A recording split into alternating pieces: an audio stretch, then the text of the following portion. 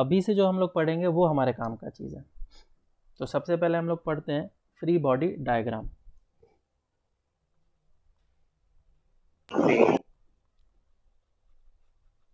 Free body diagram. Free body diagram क्या होता है इसको समझते हैं। कोई भी बॉडी है और उस बॉडी के ऊपर लगने वाला फोर्स को शो करना फ्री बॉडी डायग्राम कहलाता है। जैसे कि मान लो एक ब्लॉक है जो कि इस तरीके से रखा हुआ था और इसके ऊपर मैं फोर्स लगाया कैपिटल एफ, ठीक है। तो ये जो बॉडी है कैपिटल एम वाला स्मॉल एम वाला जो भी ब्लॉक है, उस ब्लॉक के ऊपर चारों ओर से कौन कौन से फोर्सेस लग रहे हैं उसको रिप्रेजेंट करना। तो एक फोर्स इस डायरेक्शन में लग रहा होगा, एक कांटेक्ट इस जगह पे है तो एक नॉर्मल ऊपर की डायरेक्शन में लग रहा होगा, एक कांटेक्ट इस जगह पे है तो एक नॉर्मल फोर्स इस जगह पे लग रहा होगा। और क्योंकि ग्रेविटी है तो mg तो लगेगा ही लगेगा, तो इसके ऊपर एक mg फोर्स भी लग रहा होगा, वो भी नीचे की डायरेक्शन में। तो ये जो फोर्सेस का रिप्रेजेंटेशन है on the block is called its free body diagram, जिसको हम लोग FBD से रिप्रेजेंट करते हैं। FBD काफ़ी इंपॉर्टेंट पार्ट है NLM का।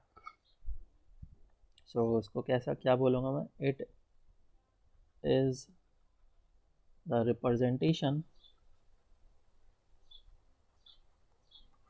Of forces on any object. Next हम लोग डिफाइन करते हैं सिस्टम।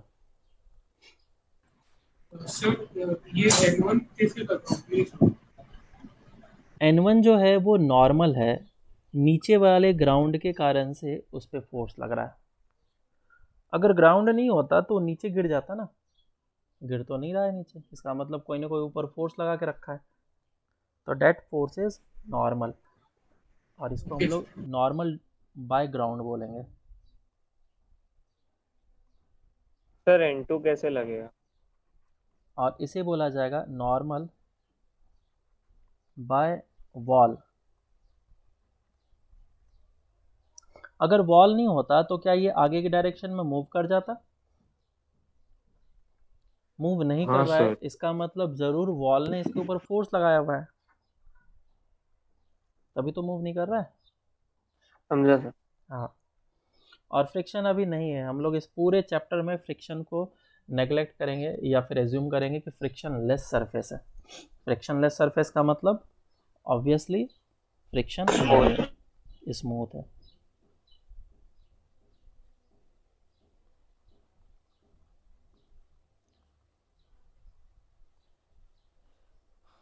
ये हम लोग एज्यूम करके चलेंगे।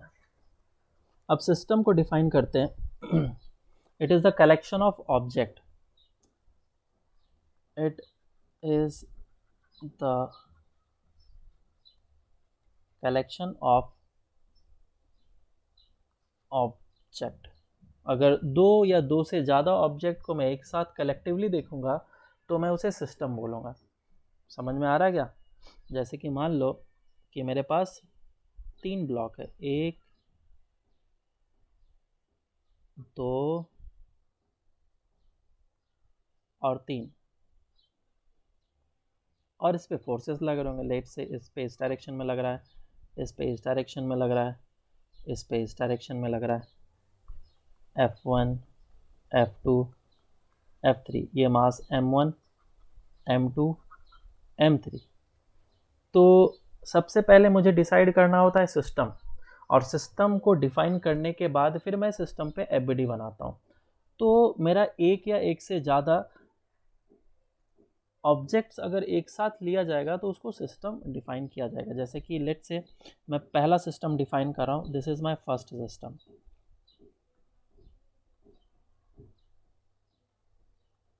तो ये जैसे ही मैंने सिस्टम बोला तो इसमें 2 कैटेगरीज आ गए, एक तो जो सिस्टम के इनसाइड है और एक जो सिस्टम के आउटसाइड है। अगर ये हमारा सिस्टम है तो इस सिस्टम के अंदर जो भी फोर्सेस हैं उसको इंटरनल फोर्सेस कहा जाएगा, और सिस्टम के बाहर से जो भी फोर्सेस लग रहे हैं उसको एक्सटर्नल फोर्स कहा जाएगा। internal forces present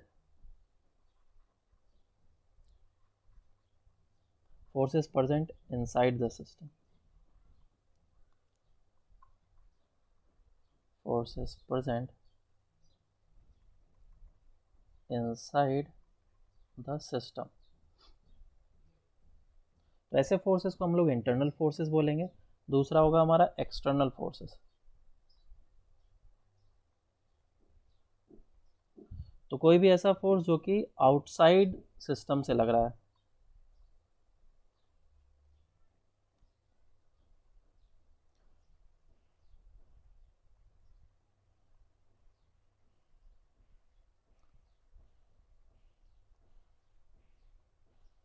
तो कोई भी फोर्सेस जो कि सिस्टम के आउटसाइड से लग रहा है उसे हम लोग एक्सटर्नल फोर्सेस बोलेंगे. जैसे कि हमारा F3 फोर्स, F2 फोर्स, ये सारे कैसे फोर्सेस हो गए? External forces. और इंटरनल फोर्सेस कौन सा होगा? जो इन दोनों के ब्लॉक के बीच में जो नॉर्मल लग रहा है वो होगा हमारा इंटरनल फोर्स. ठीक है, ये हमारा इंटरनल फोर्स. इसका मतलब ये नहीं कि नॉर्मल हमेशा इंटरनल फोर्स होगा. जैसे कि यहाँ पे देखो, इस जगह पे जो फोर्स लग रहा है नॉर्मल होगा, वो हमारा एक्सटर्नल फोर्स है. तो कोई सा भी फोर्स इंटरनल हो सकता है, कोई सा भी फोर्स एक्सटर्नल हो सकता है. समझ में आया क्या बात? तो हम लोग इस बॉडी का एफबीडी बनाते हैं और फिर हम लोग समझते हैं किस तरीके से इस बॉडी का एफबीडी बना है. तो इस ब्लॉक का एफबीडी देखते हैं. ये पूरे सिस्टम का एफबीडी देखेंगे. तो दो ब्लॉक्स हैं जो कि अंदर है. एक है M3 और एक ब्लॉक है M2. तो जब भी हम लोग फोर्सेस दिखाते हैं सिस्टम के ऊपर तो सिर्फ और सिर्फ एक्सटर्नल फोर्सेस दिखाते हैं. इंटरनल क्यों नहीं दिखाते हैं? क्योंकि इंटरनल फोर्सेस कैंसिल आउट हो जाते हैं. ज़्यादातर केसेस में कैंसिल आउट हो जाते हैं. M3 और ये M2. सबसे पहले तो ग्रेविटी लग रहा होगा दोनों के ऊपर. M2G नीचे लग रहा होगा और M3G नीचे की डायरेक्शन में लग रहा होगा. तो ये दो फोर्सेस लग रहे होंगे इस पर. और क्या लग रहा होगा? इस जगह पे कांटेक्ट है. अच्छा, किसी के ऊपर तो रखा हुआ है ना ये, तो मैंने ग्राउंड बना देता हूँ. सरफेस बना दिया मैंने. तो सरफेस के ऊपर रखा हुआ है तो एक कांटेक्ट है यहाँ पे. तो इस कांटेक्ट के कारण से फोर्स लगेगा नॉर्मल. तो नॉर्मल जो है तुम कैसे करके भी दिखा सकते हो. किसी भी बॉडी के ऊपर ऐसे करके भी नॉर्मल शो कर सकते हो या फिर ऐसे करके भी शो कर सकते हो. तो मैं अब इसके ऊपर इस तरीके से शो कर रहा हूँ. चलो ऐसे ही शो कर देता हूँ अभी के लिए. नॉर्मल, ये नॉर्मल फ्रॉम द ग्राउंड है, इसको मैं N1 बोल लेता हूँ. और किस जगह पे? इस जगह पे एक कांटेक्ट है तो ये एक नॉर्मल होगा. तो इस डायरेक्शन में एक नॉर्मल लग रहा है, इसको मैं N2 बोल लेता हूँ. किसी और जगह पे फोर्सेस लग रहा है? हाँ, अभी तो लग रहा है. ये वाले फोर्सेस हैं, एक ये फोर्स और एक ये फोर्स. तो इधर से एक फोर्स लग रहा है डेट इज़ F3 और इस तरफ से लग रहा है डेट इज़ F2. तो ये F1 वाला फोर्स इस पर मत लगाना, ठीक है? कि ये F1 वाला भी फोर्स सिस्टम के ऊपर लग रहा है, नहीं. वो एक्ट करेगा लेकिन इनडायरेक्टली एक्ट करेगा. और इनडायरेक्टली कैसे? ये नॉर्मल के थ्रू एक्ट करेगा और वो नॉर्मल मैंने यहाँ पे बना दिया है. तो जो भी कांटेक्ट में लग करके फोर्स लग रहे हैं सिस्टम के ऊपर, सिर्फ उसी फोर्सेस को मुझे शो करना है. बाकी फोर्सेस को मुझे नहीं दिखाना है जो भी दूसरे ब्लॉक के थ्रू लग रहा है. हालांकि कांटेक्ट फोर्सेस होंगे तो उसे मुझे रिप्रेजेंट करना पड़ेगा. और बीच में एक इंटरनल फोर्सेस लग रहे होंगे और इंटरनल फोर्सेस को हम लोग शो नहीं करेंगे. समझ में आया क्या? हाँ सर. हाँ सर. चलो, तो ये हमारा हो गया. इसमें एक दो क्वेश्चंस करो तुम एफबीडी के लिए. जैसे कि मान लो एक ब्लॉक है और इस ब्लॉक के ऊपर ब्लॉक रखा हुआ है. ये M1 और ये M2 और ये ग्राउंड है। तो draw FBD of M1 block and M2 block, दोनों ब्लॉक का FBD बना करके दिखाओ सारे फोर्सेस को रिप्रेजेंट करके। तो सबसे पहले मैं M1 वाले ब्लॉक का बना लेता हूँ FBD। तो M1 वाले ब्लॉक पे नीचे की डायरेक्शन में लगेगा M1G, और क्योंकि इस जगह पे कांटेक्ट है तो ऊपर की डायरेक्शन में लगेगा नॉर्मल, तो इसको मैं N1 बोल लेता हूँ। फिर M2 ब्लॉक को बना रहा हूँ मैं, और M2 ब्लॉक पे नीचे की डायरेक्शन में लगेगा M2G, और क्योंकि इस जगह पे कांटेक्ट है तो इसके ऊपर फोर्स लगेगा N1, और एक कांटेक्ट इस जगह पे है तो इसके ऊपर लगेगा फोर्स N2। बराबर है क्या? तो इस तरीके से हमारा ये FBD बन जाएगा। अब ये N1 फोर्स और ये N1 फोर्स कैसे आया, ये न्यूटन्स थर्ड लॉ से हमें और अच्छे तरीके से समझ में आएगा। अभी तक में कुछ कुछ लोगों को समझ में आ गया होगा, 10th में पढ़ा ही होगा तुम लोगों ने Newton's action third law. Reaction. हाँ, एक्शन रिएक्शन पे है, तो वो चीज़ हमें पता है थोड़ा, इसीलिए मैंने यहाँ पे दे दिया। तो ये हो गया हमारा FBD। FBD थोड़ा और बाद में हम लोग देखेंगे और अच्छे तरीके से देखेंगे, पहले सारे लॉज कंप्लीट कर लेते हैं। तो न्यूटन्स लॉज ऑफ मोशन,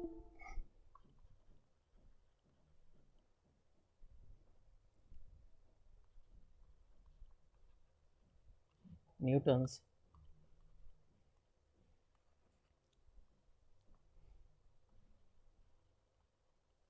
तो फर्स्ट लॉ क्या है?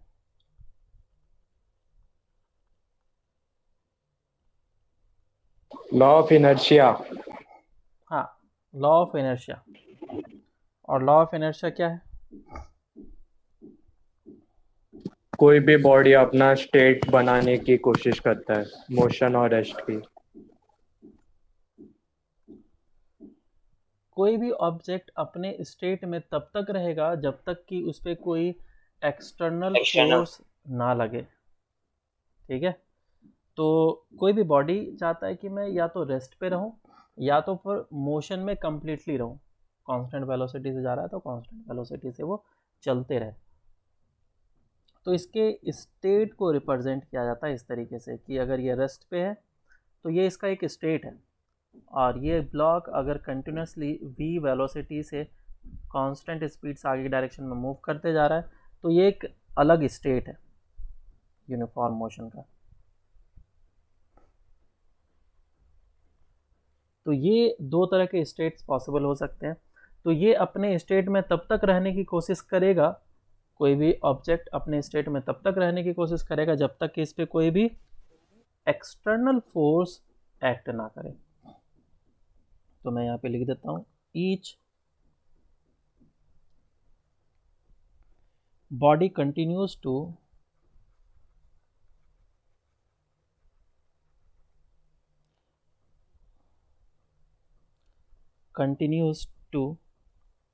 be in its state of rest or of uniform motion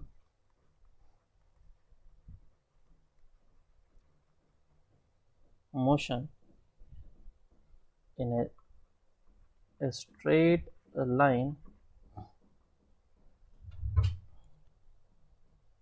unless an external force is applied on it। जब तक कि कोई भी एक्सटर्नल फोर्स इस पे लगाया नहीं जाएगा तब तक ये मूव नहीं करेगा या फिर स्टेट को चेंज नहीं करेगा। रेस्ट पे है तो मूव नहीं करेगा, और यूनिफॉर्म मोशन कर रहा है तो वो एक्सलेटेड मोशन या फिर रेस्ट पे आने की टेंडेंसी रखेगा। तो लॉ ऑफ इनर्शिया इसे क्यों बोला गया? तो ये जो स्टेट की टेंडेंसी रखने का जो रेजिस्टेंस है उसे हम लोग इनर्शिया बोलते हैं।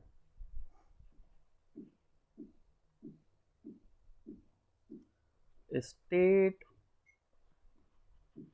में रहने की टेंडेंसी और the resistance to change its state is called inertia. इसको और थोड़ा सिंपल वे में समझते हैं। मान लो कि हमारे पास एक बस है जो कि 50 नहीं, मान लो कि 20 किलोमीटर पर आवर से आगे के डायरेक्शन में जा रहा है, और एक साइकिल वाला है, ये भी आगे के डायरेक्शन में 20 किलोमीटर पर आवर से जा रहा है, और सामने आकर के खड़ा हो गया धीरज, और ये चाहता है कि मैं इसको रोक लूं। दोनों का तो सेम स्पीड है, तो अगर वो ट्रक को रोकने की कोशिश करेगा तो क्या हो जाएगा, तुम्हें पता ही है क्या हो जाएगा। और अगर वो साइकिल को रोकने का कोशिश किया तो वो आराम से रोक सकता है। तो इसके इनर्शिया को रिप्रेजेंट कर रहा है, क्योंकि इसका मास काफ़ी ज़्यादा है तो इसके पास इनर्शिया काफ़ी ज़्यादा है, और इसके पास मास बहुत ही कम है तो इसका इनर्शिया काफ़ी कम है। तो इसके इनर्शिया को चेंज करना, मतलब इसका स्टेट का चेंज होने का रेजिस्टेंस जो है वो बहुत ही कम होगा, और इसके स्टेट के चेंज होने का रेजिस्टेंस बहुत ज़्यादा होगा। तो तुम्हें इसके स्टेट को चेंज करना पड़ेगा तो फोर्स भी काफ़ी ज़्यादा लगाना पड़ेगा। लेकिन इस केस के लिए क्या होगा, तुम्हें फोर्स काफ़ी कम लगाना पड़ेगा अगर स्टेट को चेंज करना है तो इनर्शिया को हम लोग कुछ इस तरीके से सोच सकते हैं। और भी एक एग्जांपल ले लेता हूँ। मान लो कि बड़ा सा पत्थर है, बहुत बड़ा सा, और एक छोटा सा पत्थर है, और ये दोनों रेस्ट पे रखा हुआ था, और ये एक आदमी आया और इसने पुश करना स्टार्ट कर दिया, और सेम आदमी आया, इसको किक किया। कौन सा मूव कर सकता है, ऊपर वाला या नीचे वाला? नीचे वाला। नीचे वाला मूव करेगा। नीचे वाला मूव करेगा, वो इजीली मूव कर जाएगा क्योंकि उसका स्टेट आराम से चेंज किया जा सकता है, उसका इनर्शिया कम है और ऊपर वाले का इनर्शिया क्या है, ज़्यादा है। तो इस तरीके से इसको लॉ ऑफ इनर्शिया भी बोला जाता है, क्योंकि स्टेट चेंज होने का रेजिस्टेंस को भी इसी फर्स्ट लॉ में ही दिखाया गया है। ठीक है, next is second law of motion.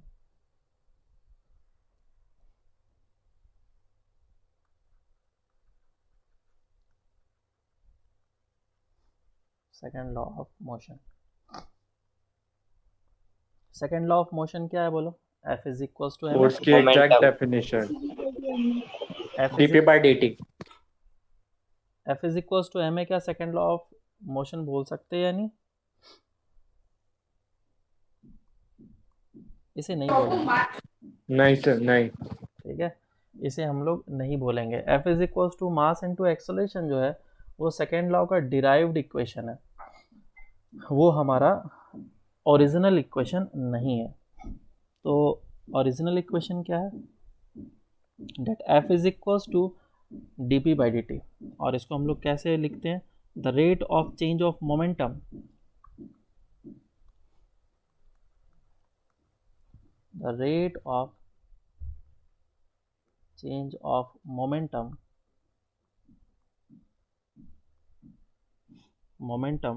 of any body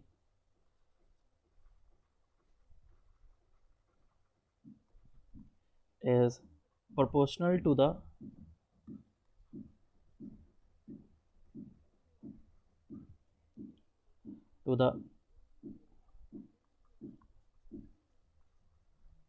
force applied on it।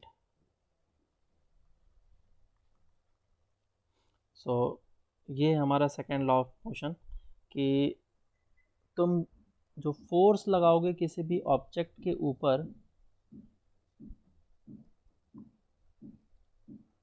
ये इसके मोमेंटम के रेट ऑफ चेंज के बराबर होगा। तो पहले मोमेंटम समझते हैं क्या है। मोमेंटम जिसको हम लोग p से डिनोट करते हैं, और इसका वैल्यू होता है m into v, mass into velocity. So p vector form में लिखा जा सकता है, मास इंटू वेलोसिटी वेक्टर। तो इसके पास वेलोसिटी होगा क्योंकि आगे के डायरेक्शन में जा रहा है, और इसके पास वेलोसिटी होगा। तो this force is equals to dp by dt। दूसरे बोर्ड के बुक में वो क्या दे रखा होगा, कांस्टेंट k से मल्टीप्लाई कर लिया होगा और बाद में k को इक्वल्स टू 1 कर लिया होगा, ये सिंप्लिसिटी के लिए, तो वो मैं यहाँ पे नहीं दिखा रहा हूँ। That force is equals to dp by dt। Force क्या हमारा, rate of change of momentum है। तो ये जो हमारा F is equals to mass into acceleration है, ये हमारा सेकेंड लॉ नहीं है,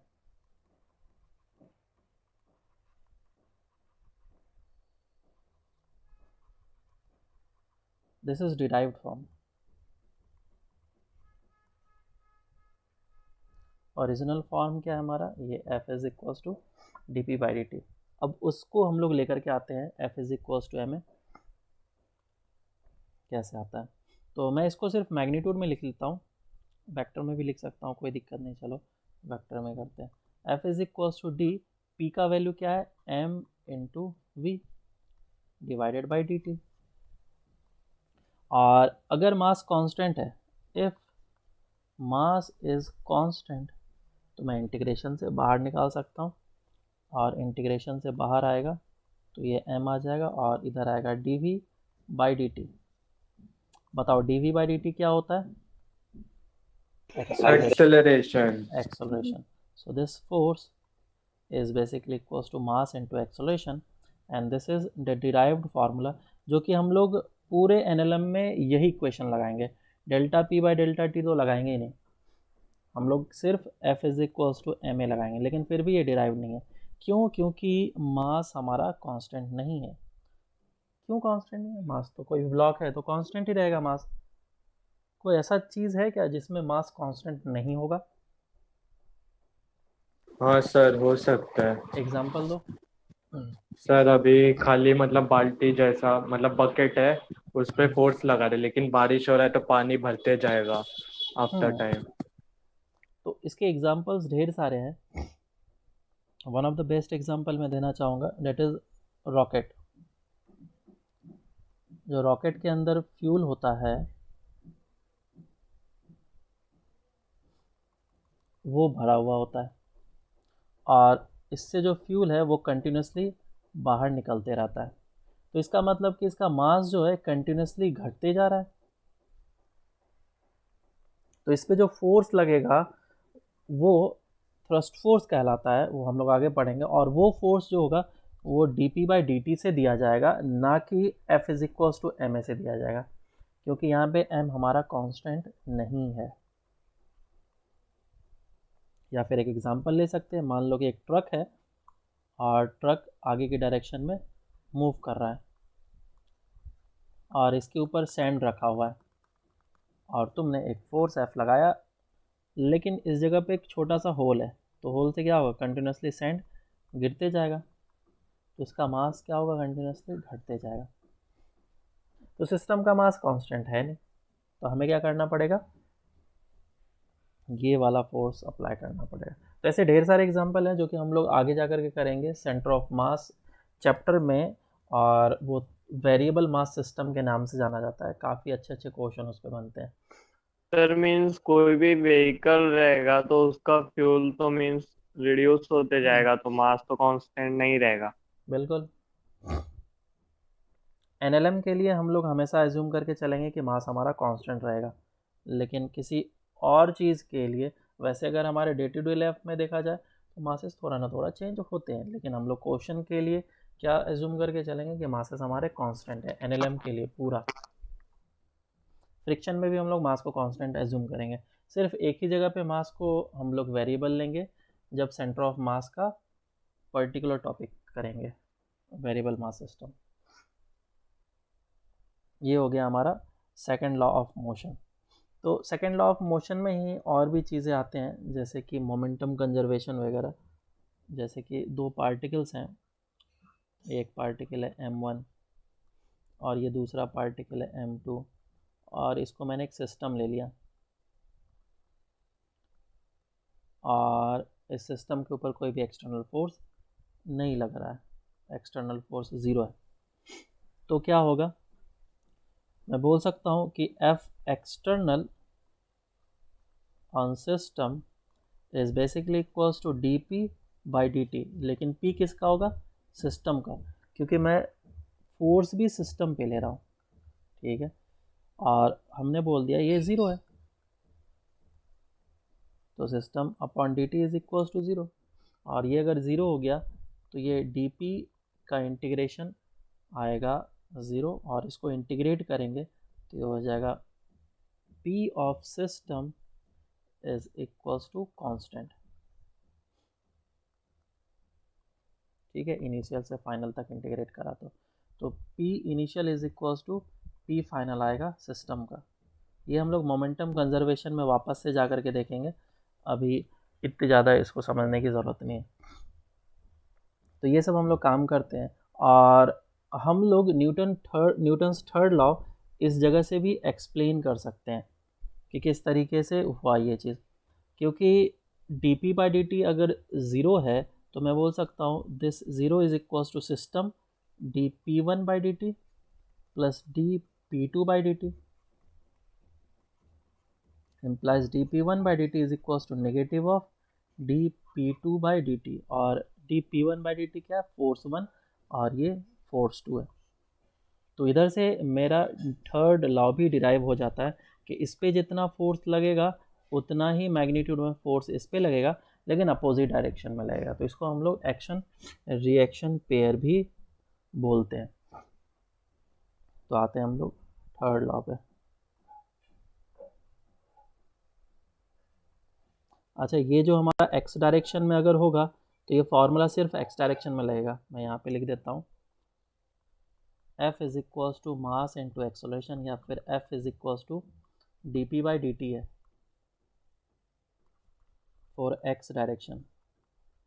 अगर एक्स डायरेक्शन में लिखना है तो net force on x direction is equals to mass into acceleration in x direction लिखना होगा, and net force in x direction is basically change in momentum in x direction। Same way में y direction के लिए भी लिखा जाता है, तो force in y direction is mass into acceleration in y direction, and force in y direction is basically change in momentum in y direction, ऐसे भी लिखा जाएगा। तो ये चीज़ काम में आएगा हमारा, क्योंकि जब फोर्सेस निकालने होते हैं, एक्सेलरेशन निकालने होते हैं, तो एक्स डायरेक्शन और वाई डायरेक्शन दोनों को देख करके निकालते हैं। नेक्स्ट आते हैं third law of motion.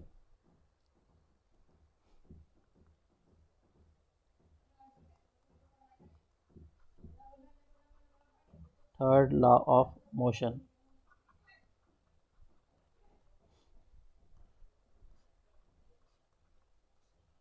Third law of motion क्या है, to every action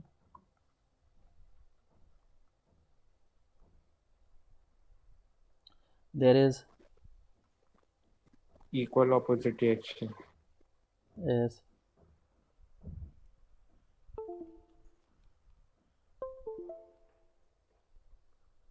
there is always an equal and opposite reaction।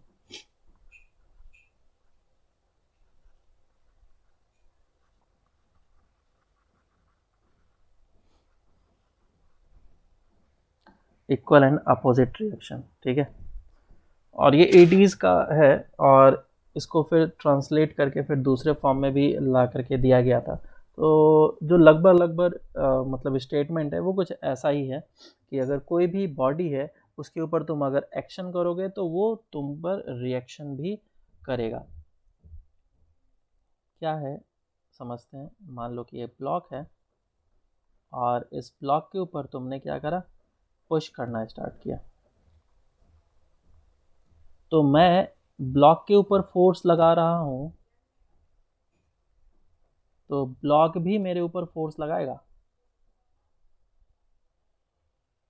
ऐसा हाँ नहीं कि सर। सिर्फ और सिर्फ ब्लॉक के ऊपर फोर्स लगेगा, नहीं, ब्लॉक भी मेरे ऊपर फोर्स लाएगा, and these are called action reaction pair. These are called action reaction pair.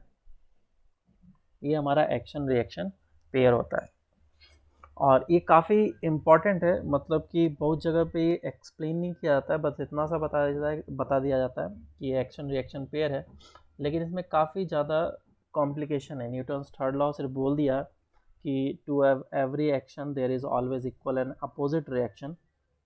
इसका मतलब ये नहीं कि तुम हर एक चीज़ समझ गए, बहुत सारे इंपॉर्टेंट पॉइंट्स हैं, उसको समझते हैं। जैसे कि मैं अगर बोलूँ कि एक टेबल है और टेबल के ऊपर मैंने एक ब्लॉक रख दिया या फिर बुक रख दिया, ठीक है, तो इस ब्लॉक का जो एबिलिटी बनेगा वो क्या बनेगा, नीचे की डायरेक्शन में mg और ऊपर की डायरेक्शन में नॉर्मल। तो क्या mg और नॉर्मल एक्शन रिएक्शन पेयर है?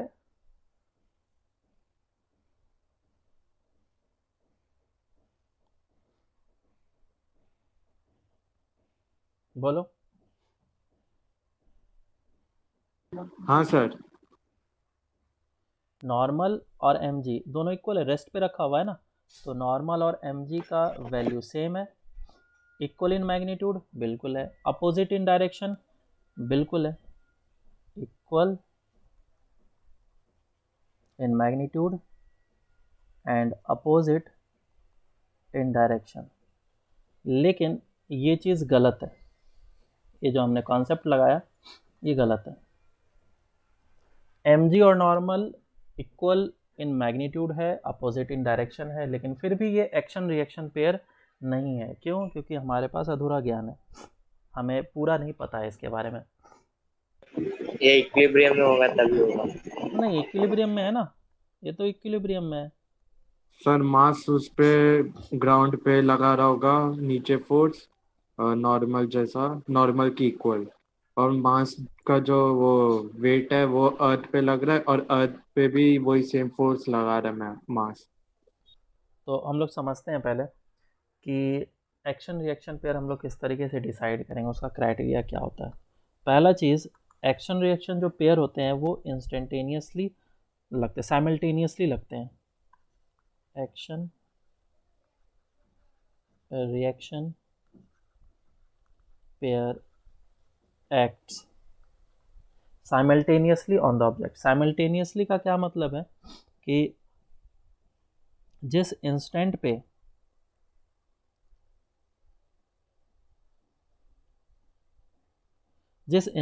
पे कोई भी फोर्स लगना स्टार्ट हुआ है, दूसरा रिएक्शन फोर्स भी उसी इंस्टेंट पे लगना स्टार्ट होगा।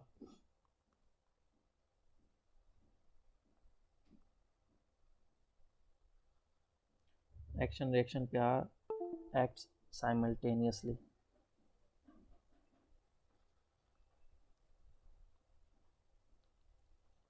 Both starts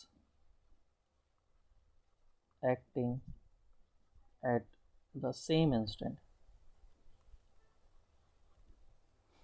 दूसरा पॉइंट क्या है, both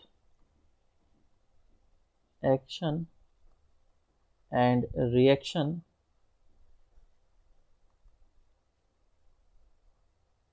acts on different object। कभी भी एक्शन और रिएक्शन पेयर एक ही ऑब्जेक्ट पे नहीं लगेगा, वो हमेशा डिफरेंट ऑब्जेक्ट पे लगेगा। तीसरा,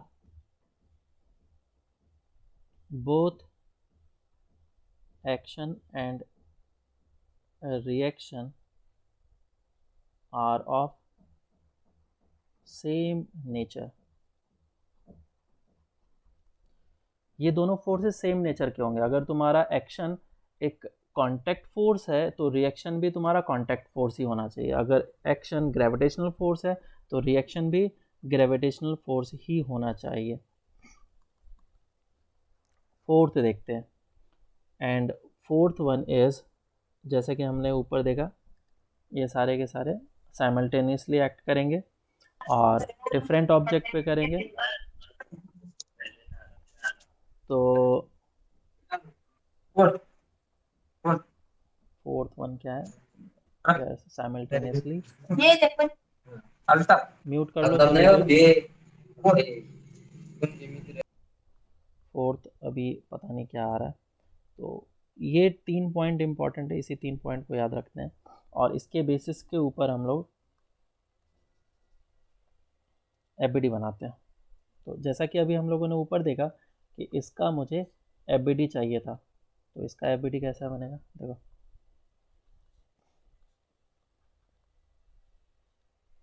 तो ये जो ब्लॉक मैंने इसके ऊपर रखा, नीचे लग रहा है mg और ऊपर के डायरेक्शन में लग रहा है नॉर्मल। तो उसको ऊपर वाली चीज़ को सेटिस्फाई करते हैं। पहला, क्या ये साइमल्टेनियसली लगेगा क्या?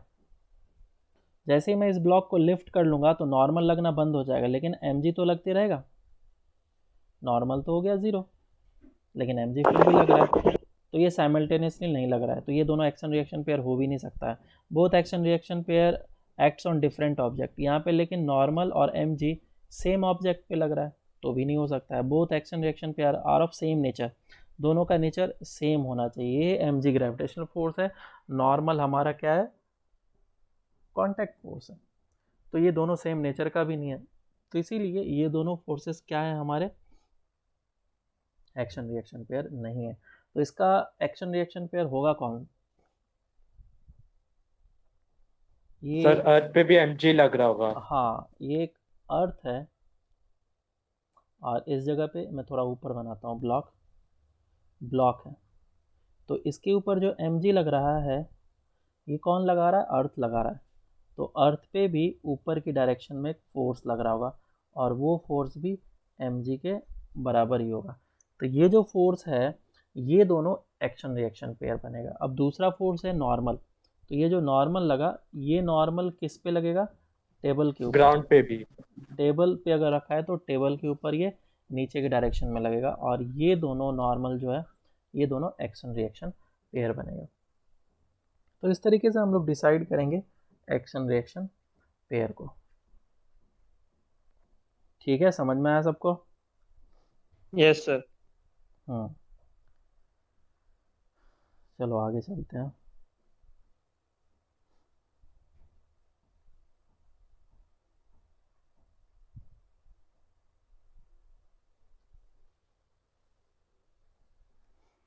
तो एफबीडी जान लिया हम लोगों ने, सिस्टम जान लिया। एफबीडी पे क्वेश्चंस करते हैं। अब एक्शन रिएक्शन पेयर भी देख लिया हम लोगों ने। क्वेश्चन है, ड्रॉ एफबीडी।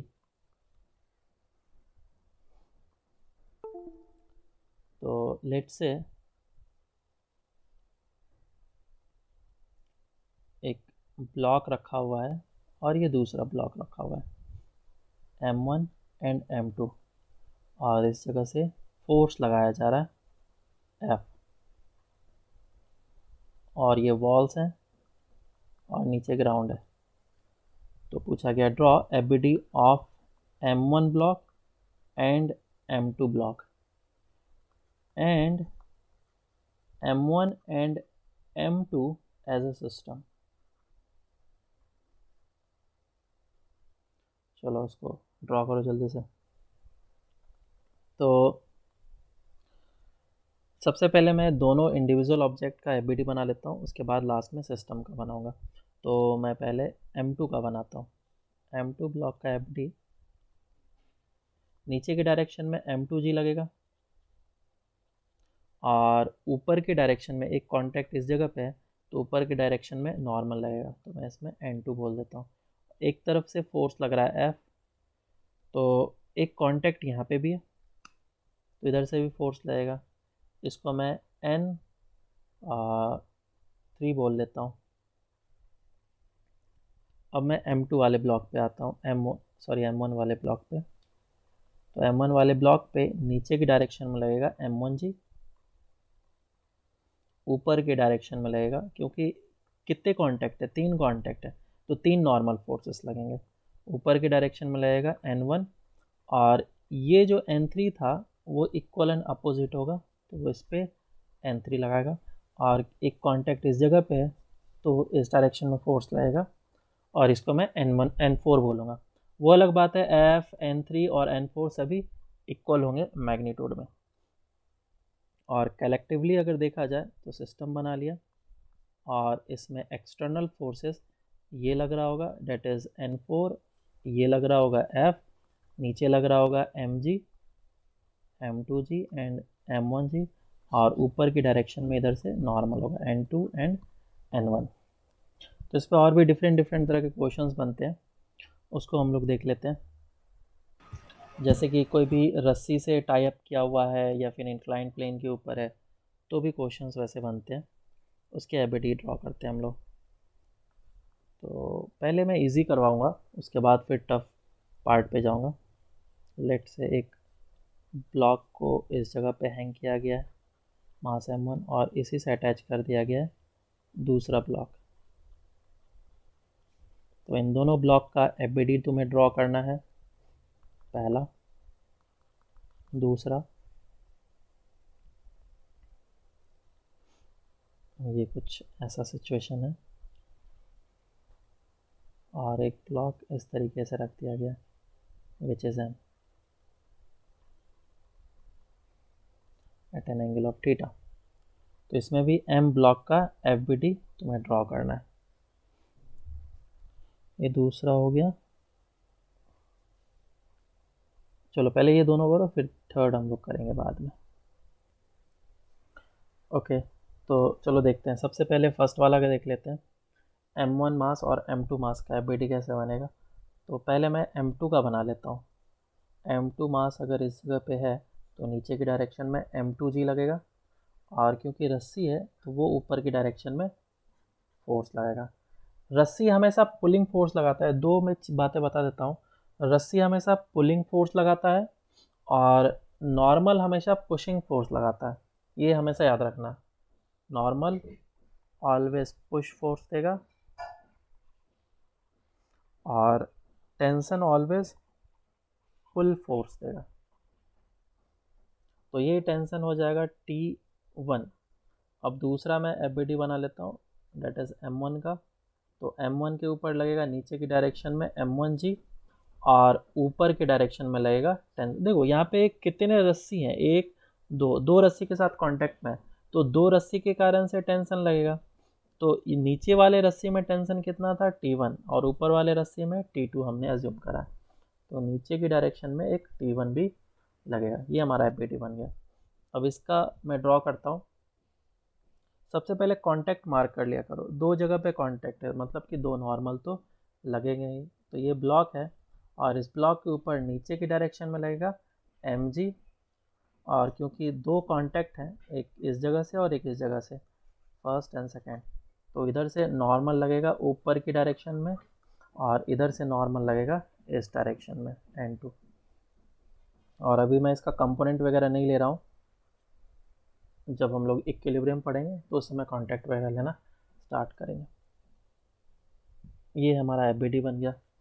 एक और क्वेश्चन करो एफबीडी का। हाँ, ये एक स्फेयर दिया गया, और इस स्फेयर के ऊपर एक और स्फेयर खड़ा कर दिया गया। Both are identical in shape, और दोनों के मास भी सेम है। तो ये ए बॉल है और ये बी बॉल है। तो ball A and ball B का एफबीडी ड्रॉ करो। दोनों के मास दे रखे हैं, डेट इज m। सॉल्व करो इसको।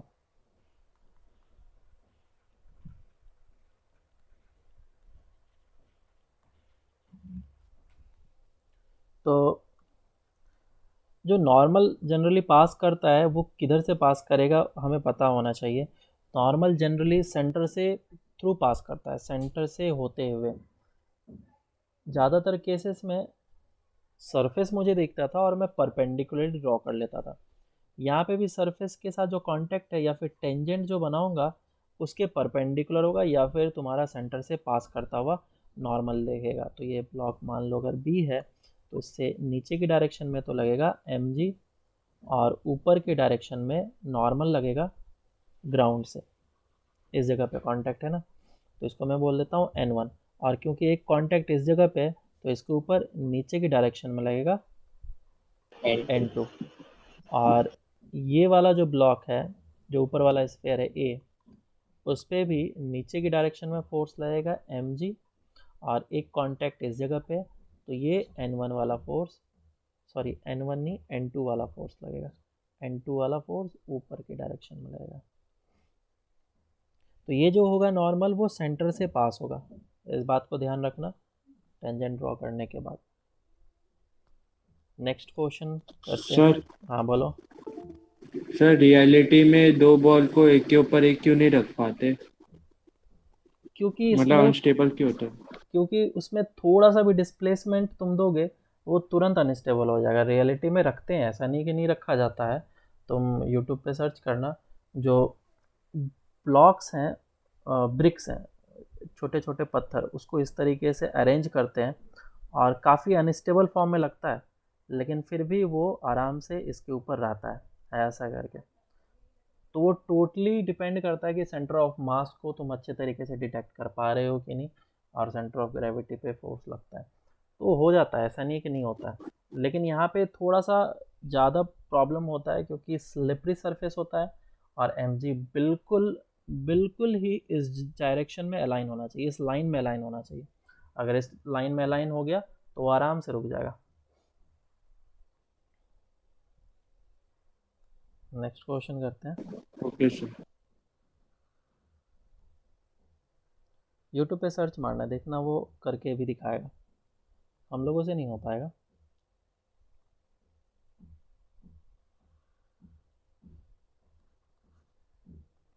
एक स्फीयर है जो कि इस तरीके से रखा हुआ है एम मास का। तो इस एम मास का एफ बनाओ, ड्रॉ करो, ड्रॉ एफ। और ये वॉल है और ये हमारा वेज है, इसको हम लोग वेज बोलते हैं और बहुत ज़्यादा यूज़ करेंगे। वेज होता कैसा है, ऐसा, ये होता है वेज। तो इसके ऊपर ये जो सरफेस है, इस सरफेस के ऊपर हम लोग कुछ ब्लॉक को रखते हैं और वो नीचे गिरता है, ये सारा चीज़ होता है। तो इसको सॉल्व करो। तो देखो इस जगह पे अगर मुझे इस बॉल का एफ बनाना है तो कांटेक्ट पहले दिखा देता हूँ कहाँ कहाँ पे। एक कांटेक्ट इस जगह पे और दूसरा कांटेक्ट इस जगह पे। तो कांटेक्ट होने के कारण से इस पर नॉर्मल लगेगा। तो mg तो पहले वर्टिकली डाउनवर्ड लगा देता हूँ मैं इस डायरेक्शन में, और इस जगह पे कांटेक्ट है तो ये नॉर्मल फोर्स एग्जैक्टली इस डायरेक्शन में लगेगा और ये नॉर्मल फोर्स इस तरफ लगेगा। तो ये नॉर्मल लग गया n1 और ये नॉर्मल लग जाएगा n2। और वो कितने एंगल पे होगा इसे भी हम लोग को निकालना होगा, क्योंकि जब हम लोग फोर्स बैलेंस करते हैं तो ये एंगल्स चाहिए होते हैं तभी कंपोनेंट निकाल पाएंगे। ये एंगल थीटा, तो ये एंगल थीटा, ये 90 माइनस थीटा, तो ये एंगल थीटा। तो इस जगह से ये एंगल हो गया थीटा, तो कंपोनेंट इधर कितना आ जाएगा n2 cos थीटा और इस डायरेक्शन में आ जाएगा n2 sin थीटा। तो हमारा n1 जो होगा वो n2 sin थीटा के बराबर होगा अगर मैं नेट फोर्स 0 करूँ तो, और mg जो है वो n2 cos थीटा के बराबर हो जाएगा। तो इस तरीके से हम लोग चीज़ों को सॉल्व करेंगे। नेक्स्ट क्लास से हम लोग देखेंगे कि हमारा इक्विलिब्रियम के प्रॉब्लम्स वगैरह किस तरीके से करते हैं। फिर इक्विलिब्रियम के बाद हम लोग मोशन स्टार्ट करेंगे, ठीक है, एक्सेलरेट अगर करेगा बॉडी तो। बोलो। सर ये एफबीडी में हाँ mg की जगह अगर mg cos theta mg sin theta लगाएंगे तो गलत होगा या वो भी चलेगा? वो भी चलेगा, कोई दिक्कत नहीं होगा, लेकिन मैं उसके लिए भी तुम्हें तरीका बताऊंगा कि कंपोनेंट किस डायरेक्शन में लेना चाहिए। गलतियां बहुत सारे स्टूडेंट्स से यही भी होता है, इक्विलिब्रियम में किधर भी कंपोनेंट लो प्रॉब्लम नहीं है, एक्सेस होना चाहिए लेकिन। और जब एक्सेलरेटेड मोशन होता है तो उसमें कंपोनेंट बिल्कुल डिफाइंड होता है, तुम उसी डायरेक्शन में लोगे तो ही आंसर आएगा, अदरवाइज नहीं आएगा। वो हम लोग नेक्स्ट क्लास से देखेंगे और उसके लिए भी तुम लोग को अच्छे तरीके से करना पड़ेगा। क्वेश्चंस यहीं पे मिस्टेक्स होते हैं जनरली स्टूडेंट लोगों से। ठीक है। Okay sir.